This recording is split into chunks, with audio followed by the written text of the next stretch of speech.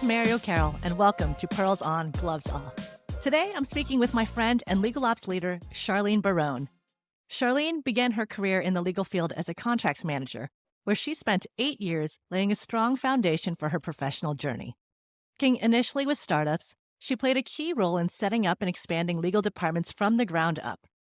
Her career took her into the franchise legal world with Orange Theory Fitness, where she spent 5 years immersed in the day-to-day operations of the legal department. Charlene refined her skills in managing all areas of legal operations, focusing on improving efficiencies and supporting the strategic goal of the legal team.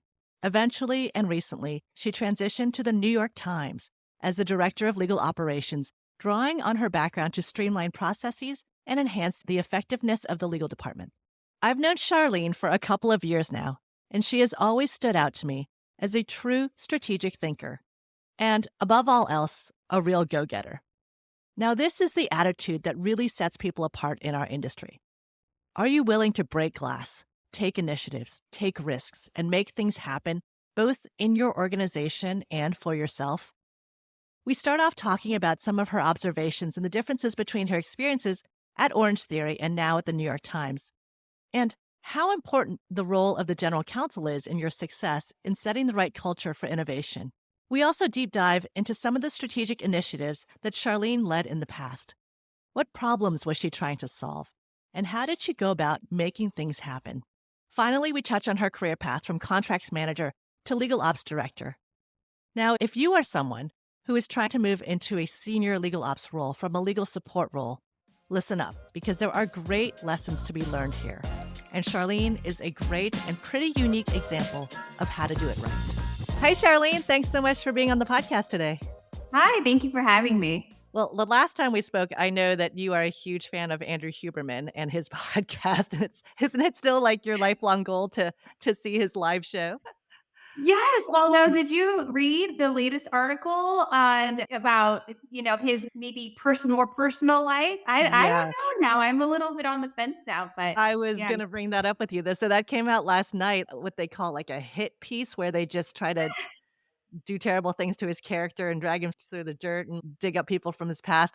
It's not very nice. I like what he's done for science and for the general public, and so I thought that was really mean. I don't know. Did that upset you? Yeah, I mean, I think I had this idea of who he was in my head, and so when I read the article, I was kind of that it was like kind of a punch in the gut a little bit. But yeah, I mean, it is what it is. We all have our personal things that we go and as a public figure, I think it's really easy to portray something and then have something else in the back. So I guess I wasn't entirely surprised, but yeah, I was a little bit disappointed to read it. Yeah, totally. He never claimed to be perfect. None of us claim to be perfect. It is Yeah, what it is. But I will exactly. do my best to channel my Andrew Huberman as we do this podcast for you so you can be a pseudo guest. Charlene, so great to have you. I know. So your background, you've just started a new job. So you're now the director of legal ops at New York Times, which Yes. is great. Congratulations. Thank you.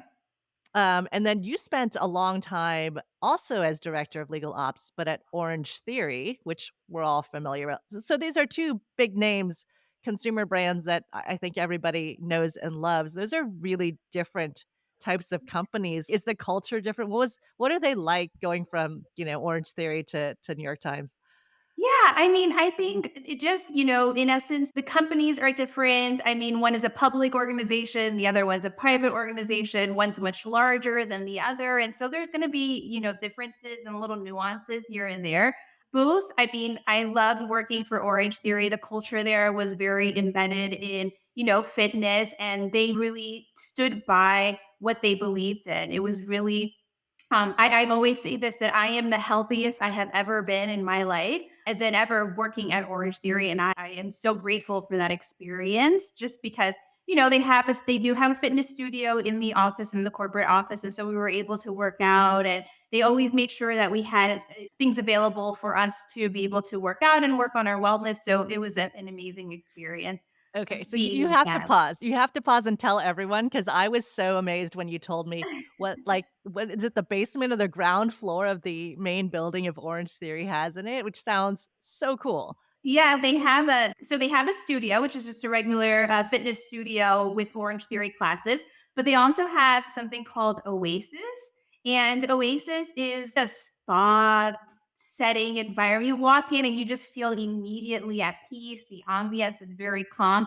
but they have a space for massages, they have a space for meditation, they have a cold plunge, they have an infrared sauna, another sauna. So they have all these wellness amenities available for employees to use. And the number one question that I always used to get was, "Do you really use them, though?" And the answer is yes, we really Yeah. use them. People Yeah, yeah. really do use them. So you go online, you book your session, you go downstairs, and you enjoy it. And yeah, it was really an incredible perk to have. That's amazing. It's like a playground for me, I think. I would love that. We Yeah. had a lot of perks at the campus of Google, but for some reason, that really appeals to me. Okay, and so when you say one company was bigger than the other, I don't even know which is the bigger one, New York Times or Yeah, the New York okay. Times. So the New York Times has about, I believe it's 1,900 employees, where Orange Theory was about 300. So significantly Oh, larger than one and the other. And then even the legal teams, the New York Times has a much larger legal team, closer to 30 people, as opposed to Orange Theory, which is about 10 or 12. wow. So both Yeah. huge brands that you would I mean, I would think Orange Theory was a much bigger company, but it just has a big brand and a big name, but a much smaller headcount and legal team, and even the New York Times, like, that's a pretty small legal team for what I would think the New York Times would need, so you guys must be doing something right in terms of legal ops and efficiency. Yeah, yeah, no, it's a great team. It's small but mighty is, the term that's used frequently. And so, but yeah, I mean, they get it done. And as you said, they must be doing something, right? Because they've been so successful for so long.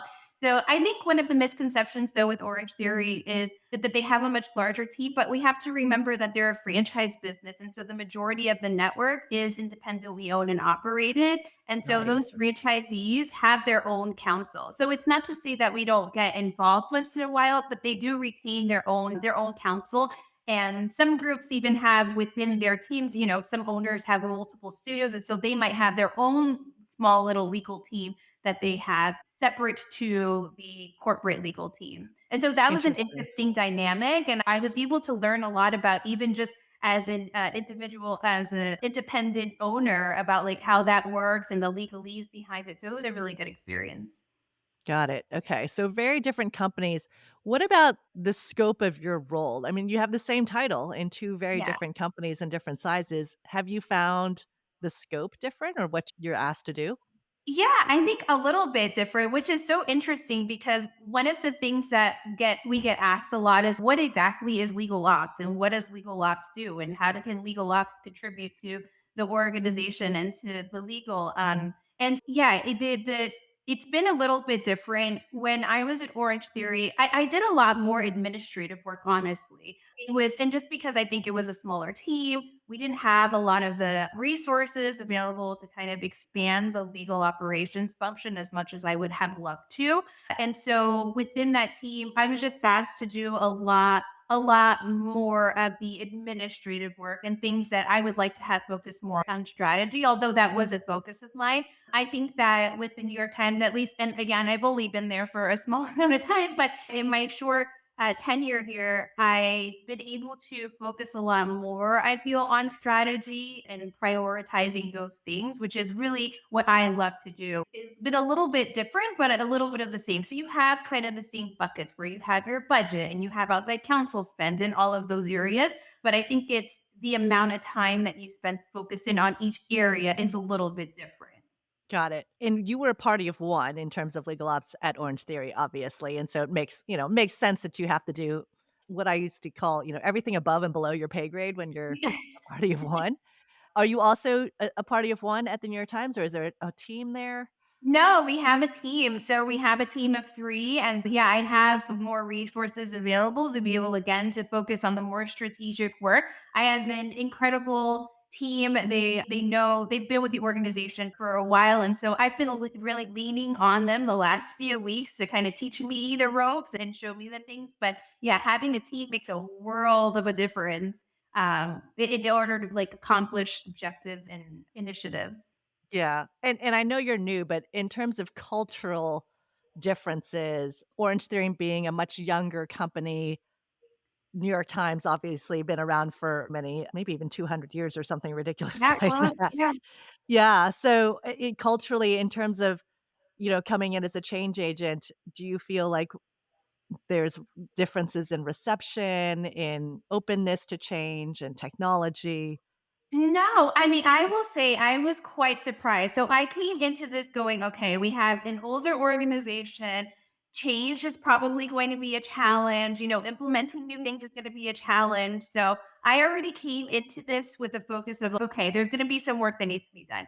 I was so pleasantly surprised that RGC she's incredible and she is so open to ideas and she allows us to, whereas at least in my experience, has allowed us to just give ideas and kind of brainstorm through things, which has been so wonderful because that wasn't what I was expecting. And also, if we Orange Theory 12 years old, and at the time, if you want to implement change, it should be relatively easy, right? Because you have a younger organization where the Yeah. New York Times is much older, so implementing change, but everyone is so open to it, and everyone's just so eager to make things better. It was a really pleasant surprise. Yeah. How important do you think the role of the GC is in getting involved and setting that culture? So important. I mean, incredibly important.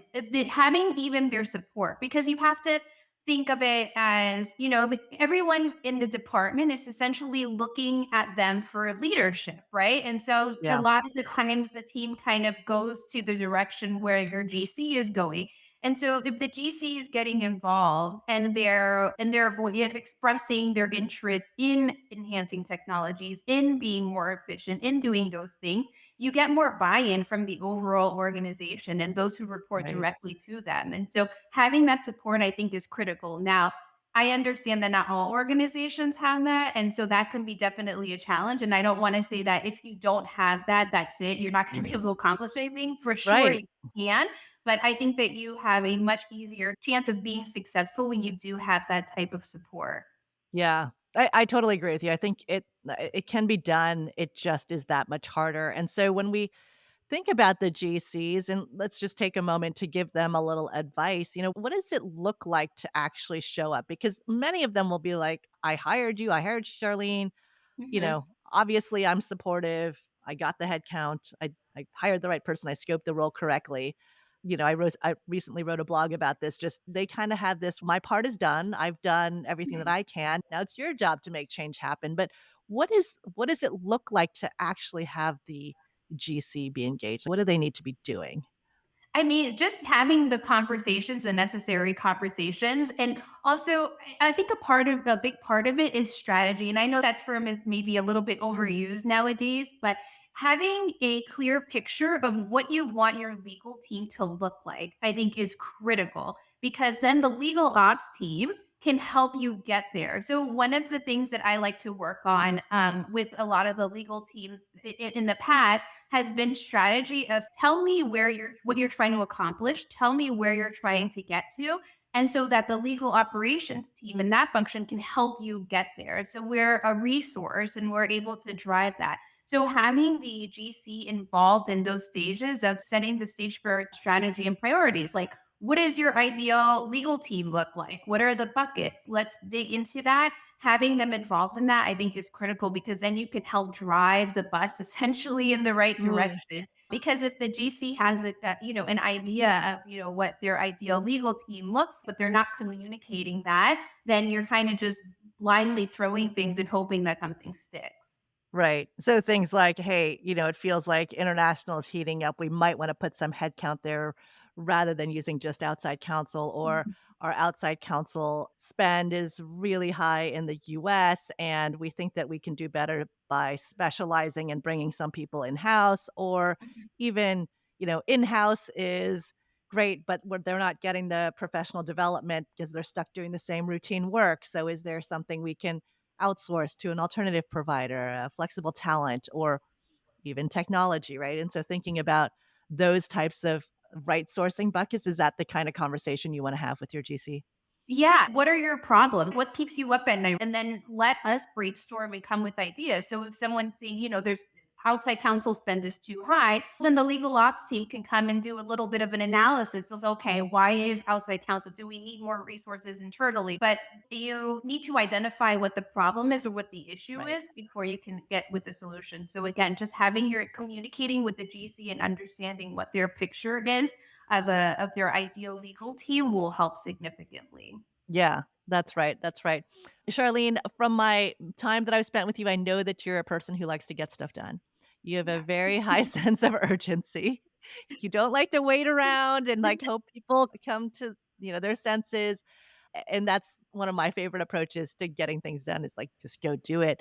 Uh, your Orange Theory fitness story of what you did there and how you were an early adopter. Will you share kind of what you were faced with as an organization, kind of that strategy, that you're talking about, like where did you need to go? And then what did you do to get you guys there in a way that I think was innovative and in a lot of ways brave? Yeah, there were various initiatives going on at the same time, and they honestly just all kind of fell at the right time. But one of the things that we were looking at is number one, a CLM system that will help with the contract management process. We identified that was a bit inefficient, and so we wanted to improve on those practices. Another thing was we were launching what we call online joins, which were being able to sign up online digitally through the website. And then also along, we were trying to revise our membership agreements across all 50 states. And so we had over 1,000 membership agreements. Remember that each studio is independently owned and operated. And so within each region, we have studios that maybe membership agreements that have specific local laws and regulations that have to be referenced in the membership agreement. And so we were trying to solve these three problems at the same time, or not really problems, but there were three opportunities that were occurring at the same time. When we started looking into a CLM platform, we interviewed Ironclad as an option. And so they had the CLM component. One of the biggest things was the click to accept, which I still to this day believe it's an underrated service because it's such an easy thing to implement and such an easy win. But what the click to accept is essentially allows people to just, click on a button and accept the terms that are being displayed to them in a way that is legally binding, which is really critical. And then, so they had these two components. So we were trying to be creative in like, how can we leverage a CLM platform or the services of a CLM provider to help with the three things. So the CLM, obviously, we had that. That's pretty standard with the Ironclad. Then we had the click to accept. So, what we were able to do is leverage that technology in order to get our members to sign membership agreements online. So, if you go online and you look up a join online, you can see a copy of the membership agreement. And so the member doesn't have to inconveniently go into the studio to sign an agreement and sign up and all that. They'd be able to just do it online. And then the last thing was the most challenging one, which is these templates of 1,000 membership agreements that we were trying to consolidate. What we were able to do is very cleverly use the CLM platform and also the AI assist feature within Ironclad to review essentially 1,000 templates of membership agreements and help consolidate them to about 250 templates. And it was a process. It took a little bit of time, but the first thing that I heard when I said, okay, we want to consolidate 1,000 membership agreements was, you can't do that. Yeah. There's no how are you gonna consolidate 1,000? And I've heard every excuse under the sun. Right. Here's where we say it's so important to have your GC support because I presented the idea to my GC and saying, hey, I have an idea. I know it's a little bit unconventional, but I think we can use a CLM platform to solve it. His response was essentially, if you think we can do it, then go ahead, like just go ahead and do it. I had his support, and having his support made all the difference because it allowed me to go ahead and take the steps I needed. So I really didn't disclose with anyone else. I kind of just went ahead and they said, okay, we said I can do it. So I'm going to go do it. And I went and did it. And I started with a small sample of agreements. I went back to our GC and said, hey, this is actually working and working a lot better than we anticipated. And he was very happy about that. And so we went on and we finished the initiative and we were able to significantly reduce the amount of time that we anticipated. And then everyone was happy about it. And had that moment of, ha, we did it. You know, a lot of people thought we couldn't, but we were able to do it successfully and in half the time. Yeah, so many threads I wanna pull on there because you used AI to do some of this or a lot of it. Yeah, so the AI feature essentially helped because remember we have 1,000 membership agreements. So reading through all of that was tiresome, to Yeah. say for Yep. lack of a better term. And so the AI feature helped essentially read for us. You know, it read the document and then it was able to highlight the areas where we needed to address. And I say that was brave and it was a great initiative, but I say brave because that was early in this AI journey that we're all talking about even now. And, it's been, I don't know, a couple of years that people have been talking about this really in a real way. But even now, when you ask people, are you actually using it for legal work? You get a lot of, no, I'm having it, write meeting notes or draft emails. And you push them of, are you using it for substantive legal work? There's still trepidation, there's still, difficulty in getting adoption. Now you did this, what, like a year and a half ago? Yeah. What made you confident enough to go to your GC and say, "This is working and I feel good about it and I'm gonna go with it"? Yeah. So number one, I feel confident because I had a good working relationship with my GC. So I felt like I could openly go to him and say, hey, I have this idea. But the other thing was like, I wasn't entirely confident, to be honest with you. It was one of those things where I had an idea. I felt, yeah, I think this will really work. And so that also was a relationship with my GC. You know, I kind of just went for it and it worked. And, you know, it was a good experience. But I know I've said this a few times already, but going back to just having that good relationship with your GC is so critical because it opens the door and allows you to feel more comfortable even to take chances like that. Yeah, no, absolutely. Like setting that culture of innovation and psychological safety, we talk about that all the time. And I think people underestimate how important it is. People say, Mhm. how do you get people to change and all? It is having that culture of people knowing that they can take a chance. And if it goes wrong, it's okay. It's not the end of the world. You're going to pivot, you're going to change, you're going to go back to the old way. Right. So having that safety net around you of knowing, that we're gonna try something different. It's an experiment, and if it goes well, it'll save the day, and if not, we've got other options. So, really kudos to you and kudos to your GC for setting that up. So, a lot of bravery I see on the AI side, and then in terms of you just kinda just going with it, saying to your GC, "I've got an idea, I'm gonna roll with it," and you specifically said you didn't go and ask anybody else, and I'm sure there there's a lot of lawyers, a lot of franchise owners, there's a lot of people that might have wanted to give you their opinion about how this should be done or whether or not the generation of the 250 templates at the end was the right language or like how it Yeah. should be done. I mean, that's a hard project if you do try to get everyone's buy-in. So again, like what was your thought process and, how did was it also the culture that just allowed you to kind of go?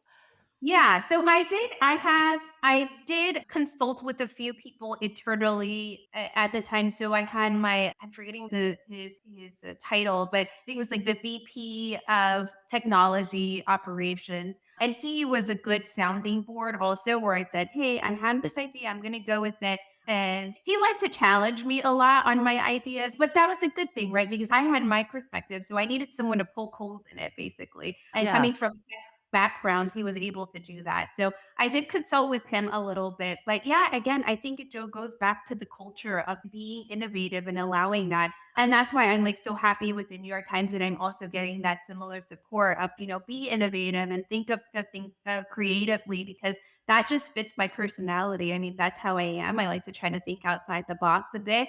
And having that support, it really is going to make me more successful in the things that I want to do moving forward. Yeah.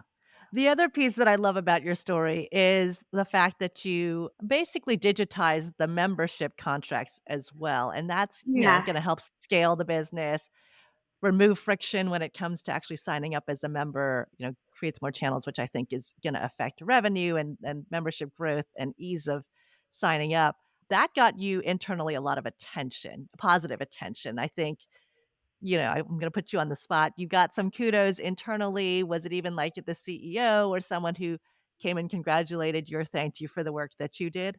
Yeah, so I had like it was the president, and then also a couple of VPs had congratulated me on the work, and then the CTO as well, had given kudos, and so it was really nice to see that people acknowledged the work that went behind it, and just like the amount of work for the consolidation, because it's really not kind of what they call like that sexy work, or it's just kind of the being back, heads down, getting things done. And so, yeah, I appreciated getting the recognition that I did. And my GC always made sure also to know, hey, by the way, she's doing this or legal's doing this and stuff. And so he was a really good advocate for us as well. I did not do this on my own. There was definitely a team behind this. There was, a group of us that got together and worked on this, including it was a really collaborative effort. Yes. It included the operations team, the legal team, the tech team. And so, with those three teams collaborating to really make this a successful endeavor. So,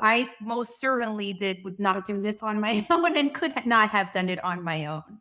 Absolutely. And I wanna come back to your relationship with IT, but before that, the point I wanted to make though is when folks come to us and say, "I'm a new in legal ops, where should I start?" And, I Mhm. always tell that's one of the reasons I came to Ironclad. One of the reasons I believe so much in CLM is because if you're able to do what you did, which is affect the revenue side of the business, especially if it's a consumer-facing business and you're able to change the customer's experience, what an impact that has to the company, and just the fact that all these, senior executives, showered love on you and appreciation, I always say if you saved some money by consolidating your outside counsel, that's great. You might get a pat on the back from the CFO, but you're not like moving the dial on the Mhm. strategic efforts of the business. The story that you just told, that's accelerating revenue. That's changing, removing friction from the membership sign up experience. That's like making it easier to become a member and stay a member and accept the right terms and everything at Orange Theory. And that's gonna get you noticed. That's gonna get you promoted. Like, those are the things you really wanna work on and be thoughtful about. Yeah, sometimes the challenge, it's not always that clear. Sometimes it takes, taking a step back and trying to find, again, we were using a CLM system for something that was very unique to us. And so we had to get a little bit creative and say, hey, Ironclad, would it work if we did this or that? And the answer we typically got was, it's not a conventional way, but we don't see why not. You can't do that. And so sometimes, yeah, it's not always very clear on how to get there. But if Yeah. you take a step back and just try to think of creatively, then yeah, I mean, it is possible for. Yeah, and that's why, you know me, I love the community and sharing your stories because it's exactly that's where all the creativity comes from, and there's some parts of what you did that were unconventional, but some parts, like you said, with the click to accept and the online member sign up, Mhm. that is something that I don't think enough companies take advantage of. Why is there paper? Why is there an onerous way to go back and forth? If it's not negotiable, it's a membership sign up and you want it legally binding, and it's Yeah. gotta be state by state, and it's complicated, like, it's very easy to digitize.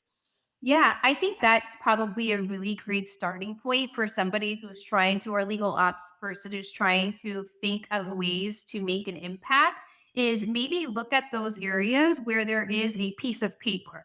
And if, Yeah, a contract that requires a piece of paper that is non-negotiable. So those are your kind of criterias, right? It's a piece of paper, it's non-negotiable, it's a contract. yeah, And then there's your opportunity, right? So then take a look at it and say, okay, can we digitize this and can we make it a click to accept? Again, that's for me a really easy win and a really easy way to make a significant impact because you can eliminate the redundancies, and then also the paper. Somebody's going to have to scan it somewhere or put it somewhere or right, store it somewhere, right, right? And right. so eliminating those can be a really easy win. Yeah, and then managing the terms, like, you have all these states and countries, and it changes, and how do you know who signed which version? Digitize it, Yeah. make it easy, all in the back end.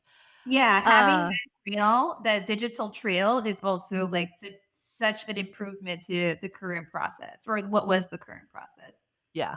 Okay, and then I wanted to go back, you said it was a great cross-functional project, which it always is, But I think you in particular, and you and I actually haven't talked about this, worked really closely with IT, and Mhm. IT played a really big part in owning some of the systems and tools versus legal owning it, which I don't think we see a ton of, but we probably are going to start seeing more of as CLM becomes, let's say, more popular as an enterprise solution because it really is cross-functional. So, how did Yeah. they get involved and how did you work with them in a way that's not that was a good partnership versus a lot of us, IT gets involved and we're like, "Oh god, IT is involved, nothing, it's not gonna go my way anymore." Yeah, how did that go for you? No, so I had the really or had a good really good partnership with the IT team. It's one of those things where honestly it was benefiting the both of us. So it's like, Yeah. why would you not get involved? Why wouldn't you like, try to help this get this off the ground?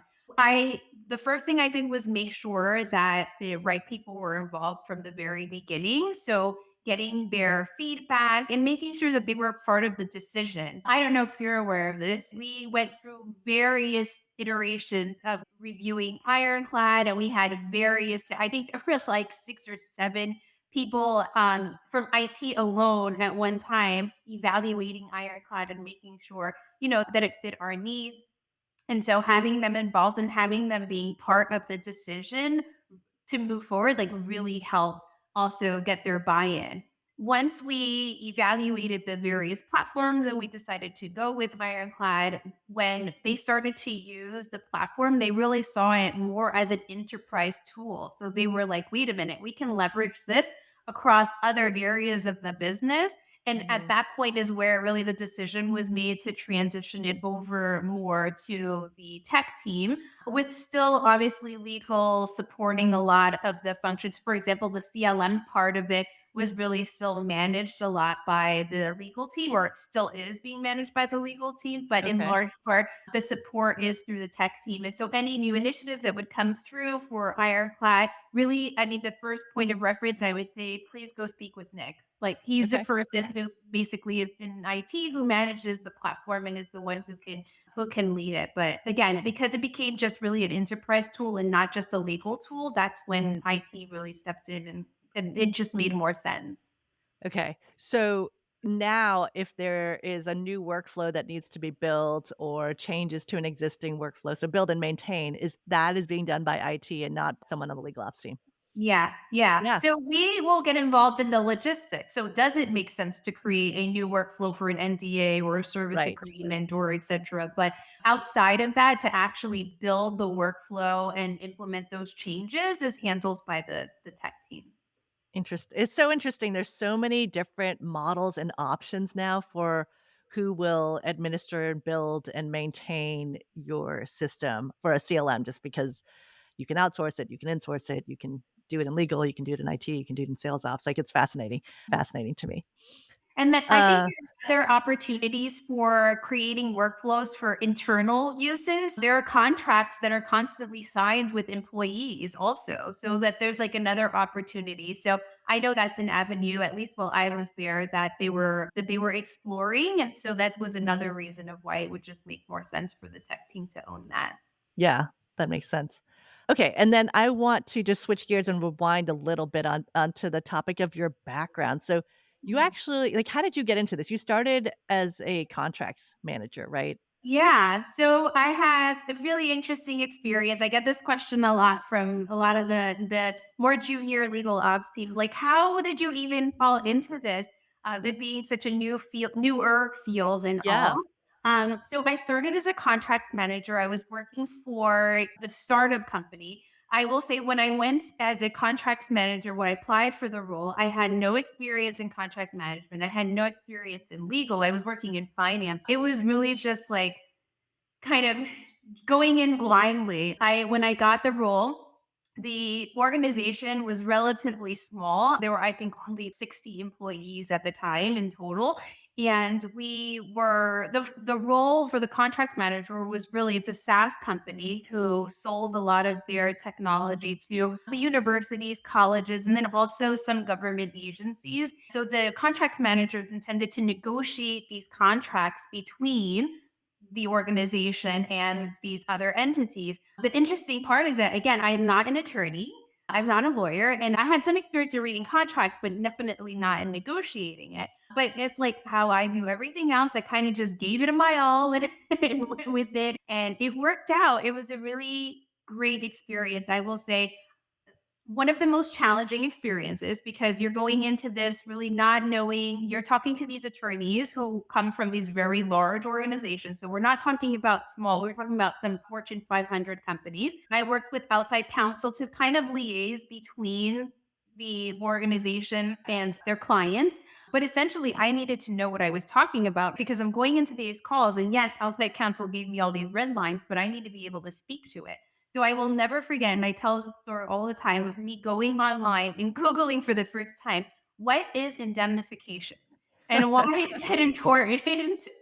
And Google, or it was not what it is now at the time, so we didn't have ChatGPT, so that was, Yeah, trying to get background on that, but in any case, I learned a lot about dealing with different personalities, negotiating with different personalities. I learned how to read a contract very thoroughly. I still probably can't do as well as some veteran attorneys, but I can, hold my own in a contract negotiation. I bet, I bet. Yeah, we did that, and then I started again just to focus on contracts, but then my role ended up growing a little bit, expanding out of contract management, but also, outside counsel management, and then a little tiny bit of budgeting and just other areas that today would be seen more as legal ops, but at this time, and I'm not going to tell you how long ago because I'm not going to age myself, but a while ago, it wasn't a thing. Legal ops wasn't a thing. Charlie looks a lot younger than she actually is.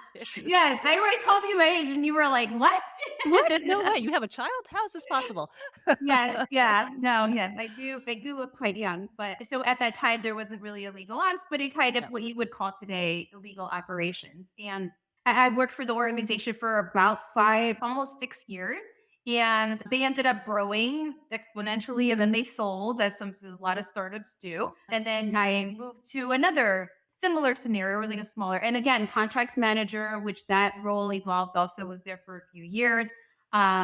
Same scenario where I was negotiating contracts on behalf with the help of outside counsel through that department. But those two, I would say, experiences were probably some that laid the foundation most. So when people say like with legal ops, what should I get into? What I always say, if you can get into contract management, I mean, that is like an amazing first step because again, it shows you so many skills that Mhm. are so valuable in legal operations. I feel a large part of legal operations is also negotiating constantly about, Constantly. what technology should be implementing and persuasion and, and all of that and change management, which is a large thing that you learn in contracts management and when you've been doing that role. I think one of the biggest challenges in terms of getting to be that strategic legal ops leader that that we're pushing everyone in our field to become, and you've done that with true success and, highlighting kind of some of the work that you've done at Orange Theory, the projects that you work on, the initiative that you took, the vision that you had for what was possible, even if it wasn't, best practice that everyone else was doing, that creativity. And that's really hard for a lot of folks who start in legal as a Mhm. paralegal, as a contracts manager, because those are more supportive type roles just by definition. Yeah. They're more reactive. And when someone just says, "Hey, now you're gonna change your scope and be a legal ops person," it's often very hard for them to shift, uh, their perception, how others perceive them, how they operate in a function, because they're gonna be seen as a support role. I think your mindset, your attitude, your skill set, your ability to constantly see beyond what's given to you. I mean, even just hearing you talk about being a contracts manager, you're like, but I wanted to learn this and I wanted to find out about that and I wanted to fix this other problem. It's having that ability to see beyond the scope of your role and to grab it and have the initiative to take it. And I think we can all learn a lot from you because it's a difficult shift to become a director or to become strategic Mhm. or to be seen as, like, bringing you into the leadership table if you're always viewed as, reactive and supportive. So, was that something you were conscious of?